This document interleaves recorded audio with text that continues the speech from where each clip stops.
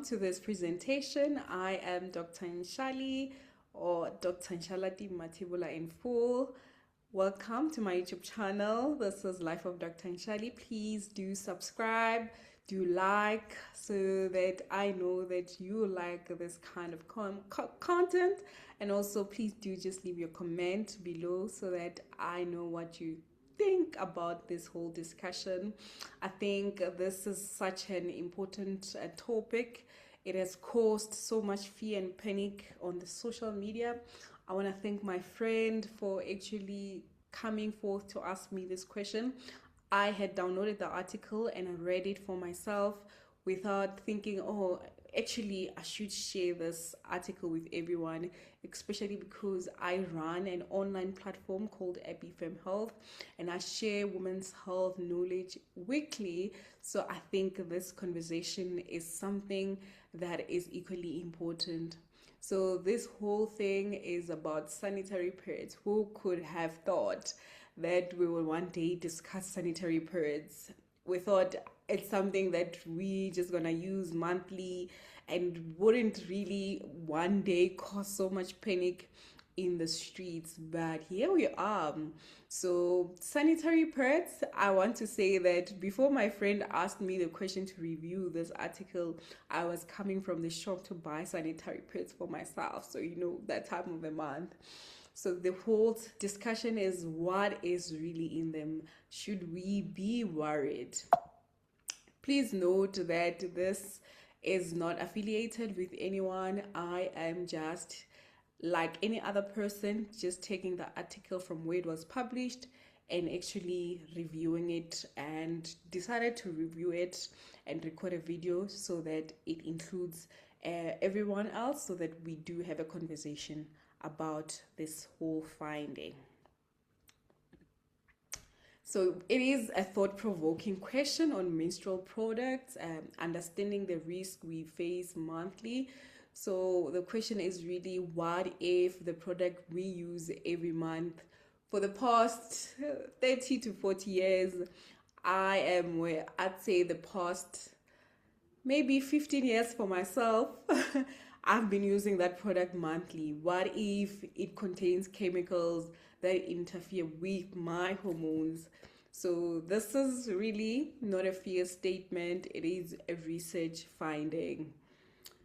So this is a study under discussion. So this is the study published by the Science of Total Environment. This is a study done in South Africa. This study is titled "The Presence of Endocrine Disruptive Chemicals in Sanitary Pads, a study done in South Africa." This is published by the University of the Free State in Bloemfontein, South Africa. I must say I'm a master's student in the University of Free State. I'm incredibly proud that they are doing such incredible work in contributing to women health research. It is quite an important and significant finding that will definitely do transform in the future the whole outcome in women health. So I think the study is really groundbreaking, and this study was it examined about 16 sanitary pads. I'm sure one of the sanitary pads that we use are actually part of that 16, and the panty liner gang, I'm sure that 7, the product that you normally use as part of it. Of note is that they didn't disclose what type of like brands did they use in the study. So I saw there are some people who have actually published the type of sanitary pads, but they didn't really disclose in this article. Perhaps those people went to further research about this whole thing and went to investigate further, and then they ended up finding the types of brands that were actually used for the study. So, but they've noted that it was part of like common South African retailers, and this is one of the first studies on menstrual products. So it is groundbreaking, definitely. So this study, the whole study was based on endocrine disruptive chemicals. So what this is the body's the chemicals, they disrupt body's hormonal functions, affecting key processes like fertility, metabolism, and development. Even minor disruptions can also still lead to a significant health effects. So what these chemicals do, or what they are, is they're exogenous substances that interfere with the structural function of the endocrine system. So the endocrine system is part of the system in the body that releases hormones. So they alter the hormonal synthesis and the secretion, and also the transport of that hormone and the metabolism of that hormone and the receptor binding, and also the elimination. So when it comes to human health discussion, one of the hormones that are important in women health is estrogen. So estrogen is one of the hormones that were really identified on the study to say that these endocrine disruptive chemicals that they looked at, it actually interferes with the estrogen hormone. So meaning that it can, when it gets to the body, it wants to act as if it's the estrogen. It increases the binding ability of estrogen, and it prevents everything that is against the estrogen functioning well in the body. So it means that when you have all this in endocrine, the EDCs, let's call them EDCs for now, when you have all these EDCs, it means your body is at a highest level of this estrogen. So maybe out of this study, you can go and just look at what are the issues with estrogen. Why are we worried so much about this estrogen when it comes to women's health? So it is quite a serious thing. Everything in the human body has to be at the normal level. So once something is like now exaggerated in the normal level, then it increases the risk of all these things that they've been mentioning, and that's why it is of a concern. So they have tested these different kinds of EDCs, and also they say that they will find in all this menstrual products. So one of the EDCs that they've mentioned was the phthalates. Please excuse me my pronunciation of, I didn't love chemistry, okay. And bisphenols, don't laugh at me, and parabens, highlighting their presence in everyday consumer items. So why menstrual products matter is that menstrual products are used regularly over decades and come in direct contact with the sensitive skin. So often we lack ingredient transparency, but to be honest, I think most of us just don't read as well when we buy the products, and we just don't have interest in reading what is like the ingredients of the whole thing. We just want to buy and use, and this is very serious, because had maybe they've disclosed before that actually there is this EDCs that are present, most of us wouldn't have noticed, because we are not really interested in reading. We're not really interested in reading the outside part or what the ingredients contains. But I guess the awareness now, it will be that whatever we use, we will be reading if this thing actually contains EDCs.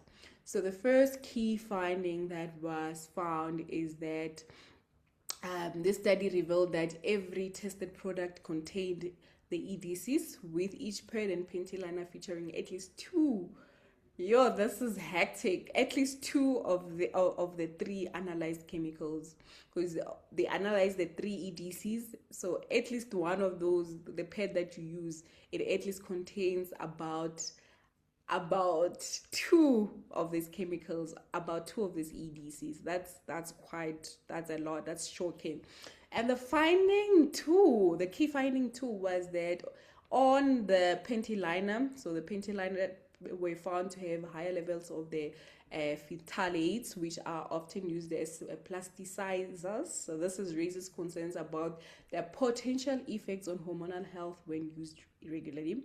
In contrast, in terms of the pads, sanitary pads exhibited higher bisphenol levels, substances typically linked to plastic products. This disparity in chemical profiles reflects the differences in product design and materials used. So, key finding 3, the study revealed that exposure from pads and liners significantly exceeded safety limits, so ranging from 30 to 100 times higher than what is normally tolerable for the daily intake. That is hectic. That is such a hectic 30 to 100 times higher than what we can actually tolerate. Wow. So yeah, that is really hectic. That's hectic. So, according to the European Food Safety Authority, they established a tolerable daily intake for this EDCs. For BPA to be specific, which was mainly found in the periods, we can tolerate about 0.2 nanograms per kg per day, reflecting concerns over hormonal impacts at low doses. So, meaning that what you can tolerate is 0.2, but according to the study on the pads, they found that this product was containing 30 to 100 times more than what is normal. And in terms of the cumulative exposure, so the real concern now comes in. Can you imagine? You just count from the year that you started going onto your periods, and then the 12 months, it's just hectic. You've been using this product. So the real concern now is that, okay, perhaps maybe it does contain this 0.2 or on that month, but as the months go on, now the accumulation becomes even more higher. So now you are now having all these EDCs that are running into your body. So it becomes of a concern that now you've used it for months and now decades. So what now? What does it mean for a normal user? So, however, we have to take a note that these EDC are prevalent in various other products. The common sources include plastic packaging, cosmetics, and air pollution, highlighting the widespread nature of chemical exposure in our daily lives. So I think lesson learned is that whatever product we're going to use now, we are going to check if this product contains EDCs and how much of the EDC does it contain, because we are now aware of these things.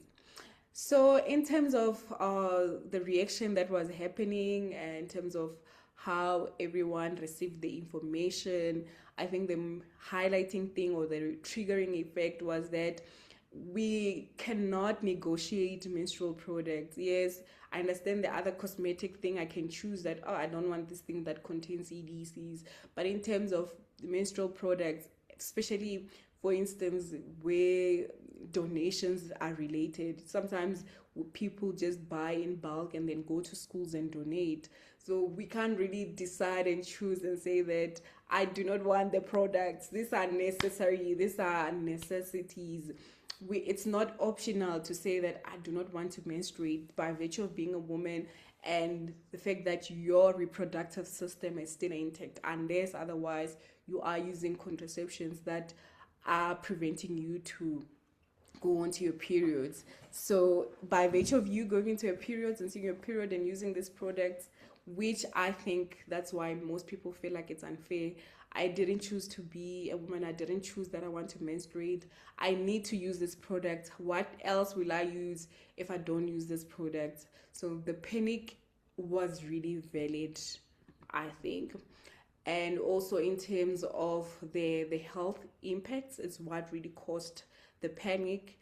Because what do you mean that all these products that I have been using for the past 15 years, like I was saying for myself, and now you are saying that these products are going to be costing me, like perhaps in the future, if now it's not happening, or already if there are no changes that are already happening, means I'm at a potential risk of having hormonal imbalances or endometriosis or fertility challenges.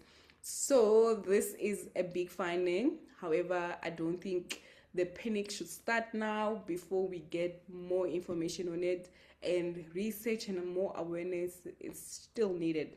When it comes to the South African context, there is no specific regulations as noted in the article about these findings, especially for the BPA in the menstrual products that we find highly found in the pads, leading to limited ingredient disclosure. So if there are no regulations about these things, I think the cry and the whole us not being silent is for these things to finally be regulated, so that we do not just become exposed to these things, whereas they could regulate to say that please, we must make sure that these products do not contain this kind of thing. Whatever plastic you are using, it shouldn't at the end contaminate the sanitary pads and they end up having this high dose of BPA.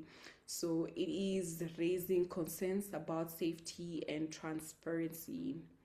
So the strength, I guess, for the study is that it was the first comprehensive analysis of the menstrual products in South Africa, utilizing real products from the local retailers and adhering to international safety benchmarks. I think really it was a good study.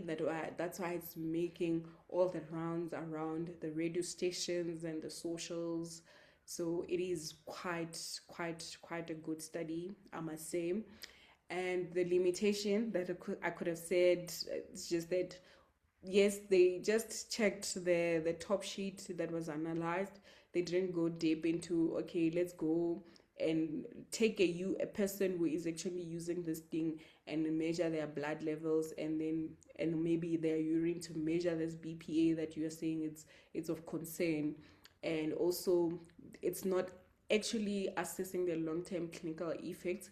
As someone in the health, in the clinical aspect of this women health, I can say that there is a very high rate of all these diseases, in terms of cancers, in terms of hormonal imbalances, in terms of fertility issues, but it was not related to this. We are not saying that it's not really there. Perhaps we did not know the answer to why all those things were happening. Perhaps this is one of the reasons why those things are high, and it is of necessity that because of these findings, there should be people who actually are testing women, their blood. They're testing. Research should be done where they actually do the test in terms of the blood levels, and also the long-term effects in terms of what will be the clinical outcomes depending on what level the person is having. Because some people, especially those who are with now heavy menstrual bleedings, they use some they will come in, when they come in to consult, they'll tell us they use about 6 to 8 pads per day because they're having heavy flows. So now their exposure is even more higher. So what are you saying about those people? So if we can look at them, since because some of them even come late, so for the past 6 months of them using the 6 per day, and their periods are probably 2 weeks long. So what are actually the levels of those EDCs in their blood levels or in their urine? However, what the study did not say, it did not say that all women will develop cancer. That's why more study in terms of the outcome is needed. It didn't say, hey guys, stop. All of us are just panicking to say, yeah, stop. Yeah. The question of my friend was like, should I use the menstrual cups? I was like, girl, let me read the study well, then I'll come back to you. But it did not say we must just stop. And also, the organic labels mean safety. It didn't say that. It didn't say a one pad causes a disease. So it raises exposure concerns that require action, however. So what now that we've read and we understood the study? So we do need better regulations. That's why it's a call to the Minister of Health that please do regulate these things. Do not take the study lightly. We don't want to now come back and say there's a rise of diseases, then now that's the only time you will take action. This study is good enough for us to take action and come up with a solution to this. We need ingredient transparency, we need independent product testing, and also good public awareness without panic, and definitely continued research on it. So the practical overview of all this without causing any further fear is that, okay, we should reduce plastic heating in food and minimize fragrance the products, because now I think now we are aware, so we are probably going to read more on EDCs whenever we use a product, and like asking brands also about ingredients. I can already see myself, okay, like, okay, tell me more about your product. Does it contain ETC? I'm preparing to ask those questions because I don't want to expose myself even more. I mean, the pets are already doing the damage. Why can't I protect myself with any other things? And also support advocacy for this menstrual equity and stay informed through credible sources like EpiFam, like EpiFam Health, which is a platform that I lead. So yeah, I think of note is that let's not be angry at all these brands, especially if they're gonna reveal the brands. So these pads did not create the endocrine disruptors. They didn't. It was not their intention. Remember that they said that it's because of the plastics that they contain and the environment where they heat, all these things. So that's how they become exposed to these things. It's not like they just added the ingredients themselves. And also it revealed a systemic exposure rather than just them directly just exposing the sanitary pads. So it is definitely not a panic mode, and what we need is just a policy, and it is definitely a public health moment. So I take home message from now, if I had to answer my friend, is that for now we don't have answers. We are now aware that this thing is happening. It's probably causing so much fear in us, but we don't know what is happening. We really do not know. And we can only wait for more research to be done. So the only thing that you have for now, I don't think we should stop using the products otherwise, because they also haven't revealed which actually the products, which are the products that were tested. So I don't think we can say, hey, let's stop now, let's stop, especially if we don't have the solution. What products are you going to use? Someone I saw suggested that maybe some reusable things that they must design. Perhaps someone is watching and you are an inventor and you want to invent something for the woman, so that we finally have a solution on this woman the menstruation side, what is it, product. So you can invent something for us. I think that is really a good call. But for now, from me as a clinical medicine specialist, I would say that the only answer we have now is screening. So you have to just keep alert, look at your hormonal balance in terms of your menstrual cycle. Are there any disruptions? Go and do all the screening for cancers. Yeah, and if you are experiencing any fertility issues at the moment, you should also see your health specialist for them to assess and help you. Otherwise, please do watch my previous webinar on Women's Health Vision Board that we did at the beginning of the year, which can help you guide you on how to do the approach to screening. Otherwise, from me, Dr. Nshali, thank you for tuning in. I'm so grateful that you listened till the end, and more videos of this kind will be coming in. My name is Dr. Nshali, and this is Life of Dr. Nshali. Please subscribe, please like notification button, and please leave your comment. And please leave your comments. Please leave your comments. Let's have a whole discussion about this finding and how you felt actually when you heard this headline. What was going on in your mind? I'd really like to do that. All right, see you on the next one.